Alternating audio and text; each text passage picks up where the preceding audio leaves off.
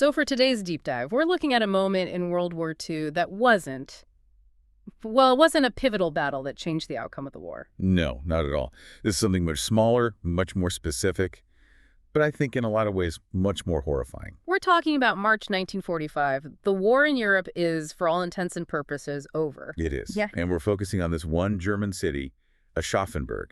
Mhm. The Allies are advancing, and most German cities at this point are just surrendering peacefully. And the Americans expected Aschaffenburg to be exactly the same. So March 25th, you have Lieutenant James Curry. He's leading a recon unit for the 45th Infantry Division. Yeah, and he's probably thinking this is a simple occupation, process some prisoners, secure the town. The German war machine is collapsing. But what he found was the complete opposite of a collapse. He's the opposite. Instead of white flags, he sees smoke. Yeah. And then he sees the bodies. Yeah, and this is a sight that, nothing could have prepared them for. Can you describe what they found hanging along the main street? It was just a scene of calculated terror. It was meant to be seen, not just by the Americans, but by the German citizens who were left. These weren't soldiers. No. They were civilians, men in suits, women in dresses, just hang from lampposts. And the signs, that's the detail that's just so chilling. Signs around their necks that read, "I am a coward," or "I refuse to defend Germany." And it was their own side that did it, not the Americans. It was an immediate signal that this wasn't a fight against the German army anymore. It was a fight against a city that had been turned into a weapon by its commander. A commander who said surrender was treason, and the punishment was death. So that's our mission for this deep dive. To understand how the fanaticism of one man, Major Emil Lambert, led to this horrific 6-day battle and forced the Americans to make an impossible choice about the laws of war. To really get our heads around this, you have to understand the context of Germany in March 45. It's pure chaos. It's collapse. But the Nazi regime is just doubling down on terror as its last resort. We've all heard about Hitler's scorched earth ideas, but what were the specific orders that someone like Lambert would have been acting on? Well, there's the Nero Decree, which was this order to destroy all of Germany's own infrastructure so the Allies couldn't use it. Right, turn your own country into a wasteland. Exactly. But the more immediate order, the one that really mattered here, was about surrender. Any officer, any official who tried to surrender would be executed on the spot as a traitor. And they gave that power to local Nazi officials, the Gauleiter. They did. So you have these local party bosses with the power of life and death, literally. And it creates this incredible tension between rational Germans who just want the war to end and the fanatics screaming victory or death. Which brings us to Major Emil Lambert. Yes. 42 years old, a Wehrmacht major, but he was a true party loyalist. The sources are really clear on this. He genuinely believed that it was better to destroy the city than to let the Americans occupy it. So he gets to Aschaffenburg, this beautiful medieval city of about 60,000 people. And the mayor is already getting white flags ready. They're preparing to surrender. And Lambert's reaction. It's immediate, and it's absolute. He declares martial law. He has the mayor arrested, and when some of the other German officers try to argue with him, He threatens to shoot them. right, citing those new orders from Berlin, no surrender. And then he does something that's not just a military move, it's psychological. He blows the bridges over the main river. Precisely. That wasn't just to stop the Americans, it was to stop the German citizens from fleeing. He sealed them in. Everyone was now part of his fortress. And then he starts the public executions to enforce that. You mentioned a baker, an old man. Yeah, an old man caught hiding a white flag, a city official, a woman who spoke out against fighting. And he didn't just kill them, he hanged them in public, from lampposts, from bridges, for everyone to see. The message couldn't be clearer. It was unmistakable. If you even think about peace, you die. Now, the only chance you have to live is to fight the Americans. And it worked. He militarized the entire city. By militarizing, we're not talking about regular troops. Not at all. He armed anyone who was left. Old men from the Home Guard, the Volkssturm, women, and tragically, the Hitler Youth. Teenagers, kids. And uses the city itself, the old stone buildings, the narrow streets, as a defensive network. The whole city became a death trap. So March 25th, the American recon units show up. They're not expecting any of this. They're expecting a quiet surrender, and instead they hit a wall of fire, a coordinated ambush. The shock must have been immense, because the fire wasn't just coming from soldiers. That was it. It was coming from everywhere, from people who just don't look like combatants. A woman shooting from a window, Yeah. a teenager throwing a grenade from an alleyway.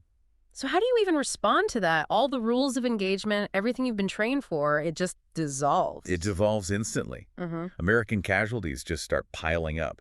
I think Curry's unit lost 12 men in the first 2 hours. Medics trying to help the wounded were being deliberately targeted by snipers. The whole city was fighting them. The entire city. And these reports get up the chain of command very quickly to Major General Robert Frederick. And he realizes this isn't a standard urban battle. No. He realized that if he used his standard tactics, careful house-to-house clearing to try and protect civilians, he was going to lose hundreds of his own men.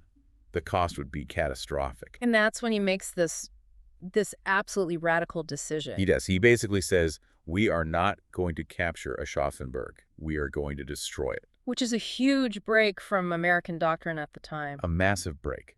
He effectively declared that by forcing everyone to fight, Lambert had turned the entire city into a legitimate military target. A tragic one, but a legitimate one. But he did give them an out. He did. He was very clear about this. He had messages sent, warnings given, civilians could flee across the river. But anyone who stayed behind was going to be considered a combatant. That gave him the ethical justification he needed for what came next. The military justification, yes, for the overwhelming force he was about to use. But even then, before the bombardment started, they tried one last time, March 26th. Yes, a final diplomatic attempt. American officers went forward under a white flag, offered a 24-hour window, surrender or evacuate. And Lambert's response was to open fire on them, wounded one of the officers, and then, to really drive the point home, he hanged more civilians. with new signs. New signs. Yeah. This is what happens to those who surrender. Okay, so firing on a white flag, that's a war crime. That's the end of any negotiation. That sealed it. Frederick gave the order, and they brought up everything they had, including the 155-millimeter long tom artillery pieces. And for anyone who doesn't know, what does a long tom shell do to a medieval building? It doesn't just damage it, it vaporizes it. Hmm. Each shell is almost 100 pounds of high explosive. It's designed for concrete bunkers against a half-timbered house. Yeah. It's just gone. And the shelling was continuous for days. From the 26th to the 30th, it was systematic, deliberate. They were just leveling the city block by block. But the resistance continued. It did. Lambert's defenders would hide in cellars during the shelling, and then as soon as it stopped and the infantry tried to advance, they'd pop up and start firing again. It created this brutal cycle.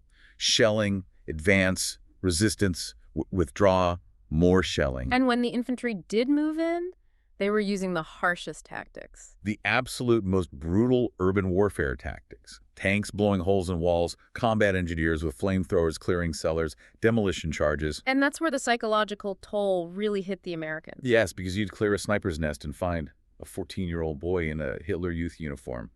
You're fighting children who have been forced into this. By the end of March, most of the city is just rubble.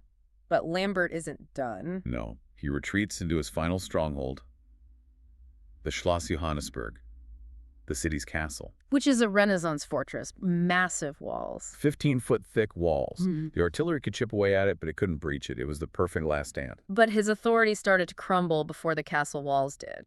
Exactly. Around April 2nd, you start getting defections. Soldiers, old men, slipping out and surrendering. They all said the same thing. Lambert was insane. He was threatening to shoot anyone who tried to give up. And how did it finally end for him? On April 3rd, he just walks out. Surrenders with the last 80 or so defenders who were mostly just exhausted teenagers. And the irony is that Lambert himself... He was perfectly fine, uninjured, well-fed. He'd been safe inside the castle while the city he was defending was completely destroyed. And he wasn't treated like a regular prisoner of war. Absolutely not. Hmm. He was arrested immediately for war crimes. The executions, forcing civilians to fight, firing on the white flag. He was convicted and imprisoned. And the city was left 70% destroyed. So you look at the aftermath. 70% destroyed, about 400 Allied casualties, somewhere between 500 and 1,000 German casualties, many of them civilians. All for nothing, a totally preventable disaster. So when we try to understand Lambert's thinking, what was his rationale? It's this toxic mix, really. One, he was a true believer. For him, defeat was just. Psychologically not an option.